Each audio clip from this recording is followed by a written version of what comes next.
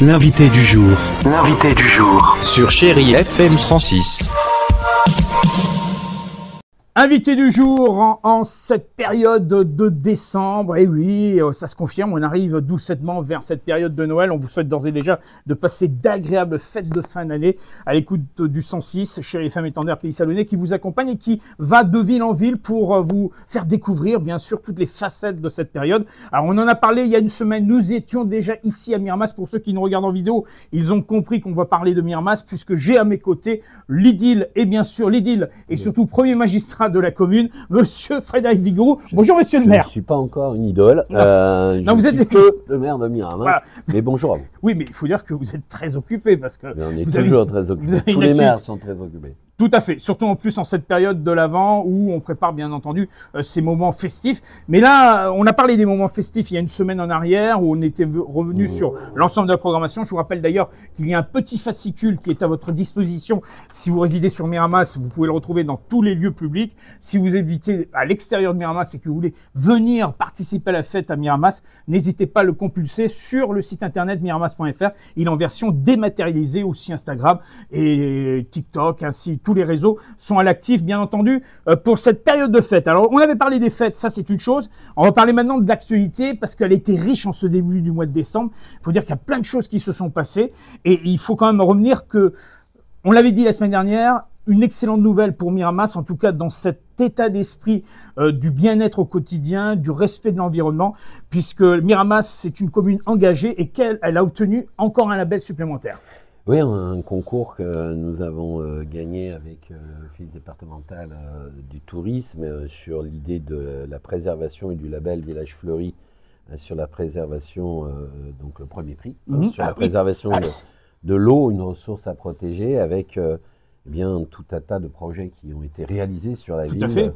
La désimperméabilisation des sols, modernisation des réseaux d'eau, l'installation d'un nouveau point de captage, la mise en circuit de l'ensemble des fontaines et points d'eau, le soutien aux filières de métiers de l'eau, y compris avec évidemment le BTS Gémeaux du lycée Folong.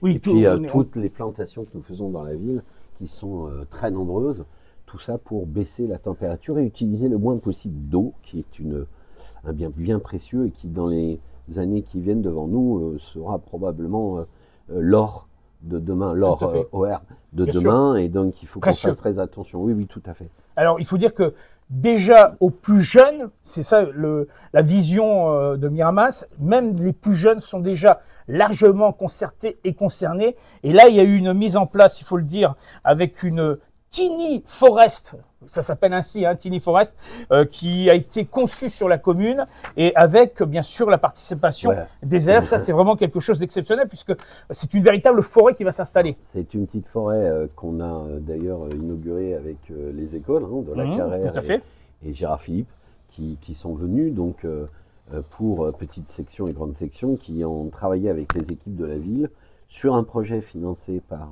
la métropole. Oui, ça s'appelle Pose Vert. Le département. Qui nous a amené à planter une forêt à l'intérieur d'un quartier qui est au Montaut, afin de continuer à baisser la température. Et donc il y avait là un délaissé sur lequel on aurait pu construire, et on a préféré nous y mettre une petite forêt avec des essences adaptées. Il y en a 28 différentes, me semble-t-il. Oui, tout à fait. Et ça va nous permettre de la voir grandir, et que chaque enfant qui l'a planté, chaque fois qu'ils passent devant, c'est ce que je leur disais, ils regarderont leur arbre progresser au fur et à mesure. C'est sûr qu'eux grandiront plus vite que l'arbre, mais c'est quand même intéressant. Et l'implication est totale des élèves. Complètement. On a vraiment eu un retour avec les enseignants et les parents d'élèves qui étaient vraiment très heureux de ce travail pédagogique et en même temps un travail sur l'écrit, pas que manuel. Ah oui, mais les enfants aiment bien mettre la main dans le jardin, dans la terre, quand ils ont la possibilité. Donc là, on va continuer et on va continuer de le faire. Mais il n'y a pas qu'eux qui vont planter un arbre aussi. Bientôt, il y en a d'autres un peu plus grands. Ah, ça va se définir courant 2025. Alors, courant 2025, mais c'est aussi la mise en place du nouveau conseil municipal des jeunes, puisqu'ils vont s'installer. Alors, je rappelle qu'à Miramas, ce ne sont pas des petits. Ce sont des pré-adultes ados et pré-adultes ou ados qui sont au collège et au lycée, qui ont été les délégués de classe, qui eux-mêmes ont désigné des représentants au conseil municipal des jeunes, qui ont notamment la possibilité de dire aussi ce qu'ils veulent construire, partager, analyser avec nous. Et d'ailleurs, le dernier conseil a obtenu... C'était le samedi 7, dernièrement. Oui, tout à fait. Le dernier conseil municipal des jeunes a obtenu des moyens du département pour la réalisation autour de la cité des jeunes qui était en train de se faire à côté de la MJC. Et là, c'est vraiment très intéressant de travailler avec eux parce que c'est eux l'avenir de la commune. Et là, on va installer avec une première partie qui sera probablement beaucoup d'échanges et en même temps d'un petit film qui expliquera ce que les anciens ont fait. Et puis, il y aura des formations déjà l'après-midi. Oui, parce qu'il un faut peu comme les plus grands, un peu comme les élus. Oui, de temps en temps, pour les citoyens, on pourrait le faire en rappelant le département, la région, la ville. Le rôle de chacun. Quelles sont ses prérogatives, comment on enclenche des procédures d'achat, comment on crée des projets, comment c'est difficile des fois de créer des projets parce que c'est très long. Et oui. Et après, il faut donc, trouver les moyens financiers. à la fin, on aura un geste où on ira planter à Saint-Suspit un chêne. Alors là, pour le coup, je pense qu'ils le verront grandir, mais ils seront déjà je pense avec que les générations des petits-enfants, eux-mêmes avec leurs petits-enfants quand il sera très haut. Mais ça a une signification importante. Oui, c'est les racines. C'est la capacité de savoir qu'on vient tous un peu partout, mais qu'on a des racines ici à Miramas, dans cette ville ouvrière, dans cette ville solidaire, dans cette ville qui se mue sur elle-même, qui évolue, qui progresse, et qu'on est tous très fiers de notre commune. Et donc, c'est vrai que d'avoir des racines pose quand même. La ville est devenue vraiment totalement attractive. La preuve, c'est que beaucoup de gens veulent venir s'implanter, en tout cas s'implanter, que ce soit des sociétés, mais aussi des particuliers qui ont envie de construire sur Miramas, de vivre à Miramas. Mais c'est une ville qui a toujours été très animée. C'est vrai que le tissu associatif était déjà important. Le commerce de centre-ville ou le petit commerce se redéveloppe. Nous y mettons les moyens. Oui, bien sûr. Beaucoup le découvrent, mais ça fait des années qu'on finance l'activité. Il y a eu évidemment l'arrivée du village de Marc, mais il y a d'autres choses qui se passent. Mais c'est ce que je dis, depuis 20 ans, les choses seront là. Notamment le grand projet de centre-ville sur lequel il y a des enquêtes publiques qui vont avoir lieu. Les premiers travaux de la gare. Mais c'est pour ça que je voulais aboutir sur l'aspect de cette gare qui se modernise totalement pour avoir un accueil beaucoup plus cohérent à l'adresse du public. Et puis plus adapté, puis adapté au handicap. Donc la région. Avec ces bus à haut la région, à haut niveau de. On va déjà faire une passerelle sur laquelle on va faire venir des ascenseurs. Je rappelle qu'avant on descendait par un tunnel qui pouvait 2 fois par an être totalement inondé, ce qui est un peu difficile pour aller prendre son train. Donc les quais vont être faits, la passerelle va être faite, et tout autour, on est en train d'avoir un projet qui s'appelle Oasis pour construire vraiment en développement durable, puisqu'on a eu le label éco-quartier. Et puis les parkings en hauteur qui nous permettront aussi de mettre 500 places, qui nous permettront aussi de pouvoir capter ces voitures pour prendre les bus, puisqu'il y a un hub de bus. Miramas, c'est un vrai pôle d'échange multimodal, on appelle ça un PEM. Oui, c'est un terme un peu technique, mais bon. Oui, mais c'est le grand pôle multimodal. Multimodal, ça veut dire le train, le vélo, on peut se déplacer. Le bus, etc. Bon, il n'y a pas le cheval encore, mais il peut y avoir. Mais globalement, ça veut dire que toute la porte ouest d'entrée de la métropole, c'est par Miramas. C'est un nœud ferroviaire. Donc forcément, des gens, aujourd'hui, vous savez, en 2000, oui, je ne dirais pas quand je suis arrivé, mais quand j'étais maire, on était à 650 000 passagers. On est à plus de 950 000. Tout à fait. Donc c'est un projet qui se développe. Il y aura de plus en plus de trains, la NPCA qui se met en route, et ça va nous permettre de pouvoir trouver les modes doux, et notamment avec ce bus à haut niveau de service qui rentrera dans les 3 premiers mois de 2025, parce que ça va faire le tout le monde, mais on attend les bus qui sont construits en Allemagne. Vous voyez, même les Allemands n'ont pas la facilité de construire aujourd'hui, donc il n'y a pas qu'en France, il y a quelques difficultés, mais on les attend, et une fois qu'ils seront mis là, c'est toutes les 10 minutes. Et toutes les 10 minutes, un bus sur la ligne 10 va permettre à des tas de gens de ne plus avoir peur d'être en retard. Se poser des questions. Et ça va faciliter les modes doux à l'intérieur par le transport collectif.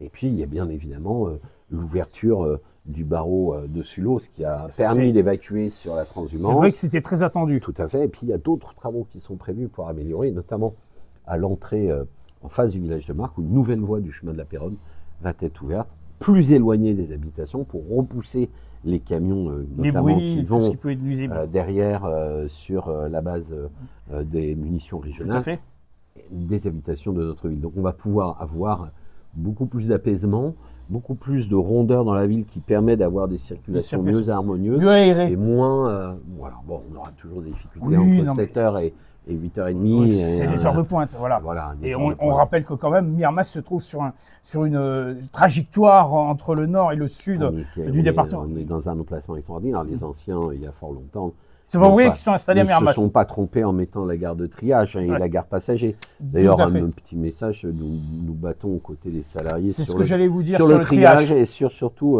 SNCF. C'est loin d'être SNCF. Voilà. Je trouve qu'un moratoire serait une bonne chose pour l'Europe, plutôt de prendre l'avion pour aller de l'autre côté du monde, dire qu'elle est d'accord avec un drôle de marché, je ne sais plus comment il s'appelle, le Mercosur, on ferait mieux de se mettre d'accord en Europe pour faire qu'il y ait plus de camions sur les trains. J'espère que le message sera passé. Et ça nous permettrait de faire à la fois moins de dépenses de route, mais aussi de relancer le fret ferroviaire qui est, de mon point de vue, le seul outil de développement durable dans les 20, 30, 40, 50 ans qui viennent. C'est le meilleur outil, celui qui ne pollue pas et qui nous permet de pouvoir transporter de grandes marchandises. Ça serait un exemple à suivre, en tout cas de la part de cette dame, de voir qu'à Miramas, quand on parle de démocratie participative, c'est bien le cas parce qu'il y a eu une réunion le 28 novembre dernier sur cette thématique justement de cette mise en place, accessibilité des quais de la gare. Il y a eu vraiment une rencontre avec les citoyens. Tout à fait, mais l'Europe peut être là. J'ai dit dame, c'est pas bien de ma part, je dis la présidente de la commission. C'est son titre et j'espère que le nouveau commissaire au transport va nous écouter sur le fait qu'il faut un grand service public de fret. C'est absolument nécessaire, sinon on n'arrivera pas à lutter contre le camion. Je n'oppose pas les deux. Non, on l'a bien compris. En tout cas, des grands projets sur la ville et du cœur de ville, nous l'avons avec bien évidemment le chantier. Alors c'est pas un chantier, c'est les études d'avance sur la mise en place de cette halle des marchés couverts, qui aura lieu sur la plage Jourdan. Et nous allons commencer à affiner les choses pour arriver très rapidement à un modèle économique et ensuite un projet architectural. On peut dire que l'année 2025 nous réserve encore des moments forts. Ah oui, vraiment. Et je remercie y compris la métropole, le département, la région, l'État, de nous donner, de nous aider à impulser, à nous suivre dans ces impulsions de projets, pour nous permettre justement de continuer à rénover, d'accélérer les processus de changement climatique ou de transport, de logement aussi. Il y a un grand projet de réhabilitation qui va maintenant s'accélérer et qui est de nature à rendre meilleure la vie dans notre ville. Et c'est ça que je recherche. Je pense que tout ça, on aura l'occasion d'en reparler au moment de la présentation des vœux. Oui. Ça sera courant fin janvier, me semble-t-il. Oui, on aura un gouvernement, je pense. D'ici là, j'espère, oui, bien sûr.